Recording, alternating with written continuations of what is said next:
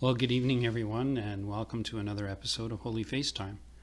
Doing a special edition tonight because I read this beautiful story of Our Lady, and it's Our Lady of Rosanna, and Our Lady of Rosanna of Calabria, Italy, and it just blew me away, so I just had to share this with you.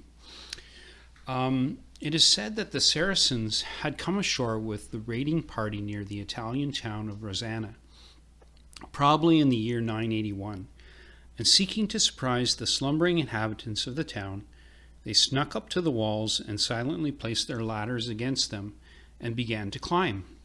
When the first of them reached the top, they were met and repulsed by Our Lady, who appeared attired in purple while holding in her hand a lighted torch.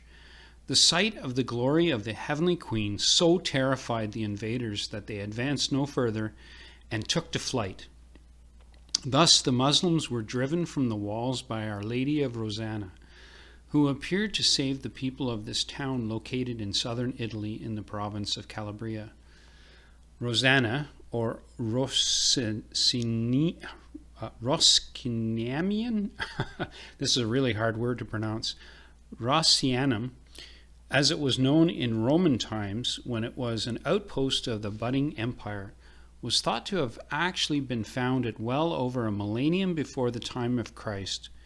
The town experienced attacks from the Visigoths, the Ostrogoths, and the Lombards when the Roman Empire fell in the west. Although it was never subjugated by any enemy, the town reached its peak of wealth and influence during the 6th through the 11th century, when it was ruled by the Byzantine. Located near the Gulf of Taranto and being close to the water, Rosanna was subject to Muslim raids over following centuries. The island of Sicily was conquered by Islamic forces in the 10th century and was used by them as a base of operations for raids into Italy and other vulnerable cities in the region. Although they gained small footholds here and there on the Italian peninsula, the Muslims were not able to hold their possessions for long. Toward the end of the 10th century, the Emir Abdul al-Qasim commenced a string of assaults into Calabria. At the same time, the Muslims' fleet, under the command of the Emir's brother, made raids along the coast of Apulia, overwhelming unwary strongholds, looting towns, and taking slaves.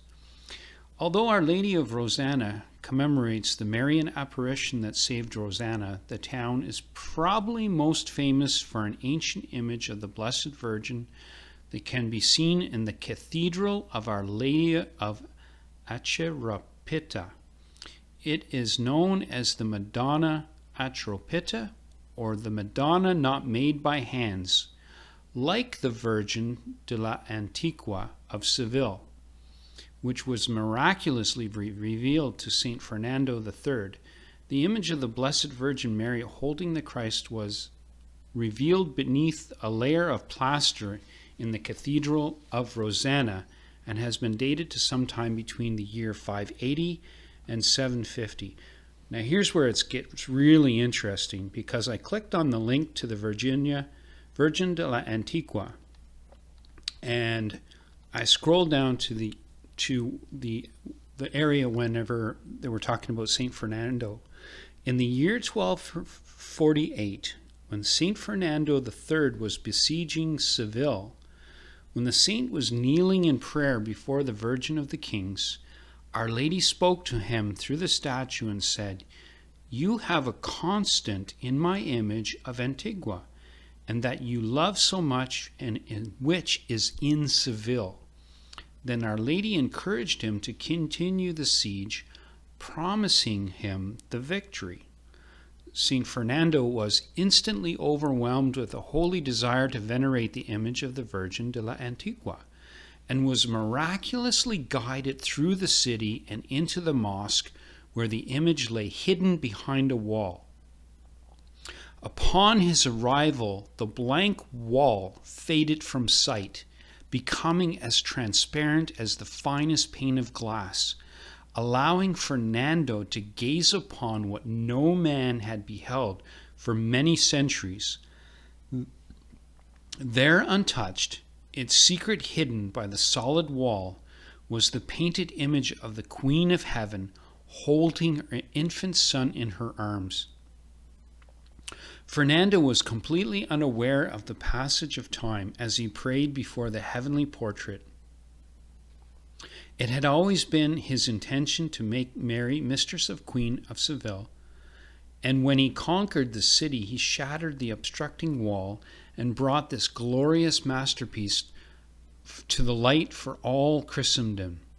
When the Spanish knights crossed the ocean and came to the New World, they brought their devotion to Our Lady under the image of the Virgin de la Antigua, and one of these images has been displayed at the Cathedral of Mexico since the year of 1652.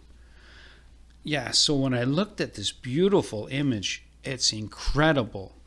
This beautiful, miraculous image of Our Lady, the Virgin of de la Antigua, shows her standing and holding her son in her left arm, and in her right hand she holds a rose.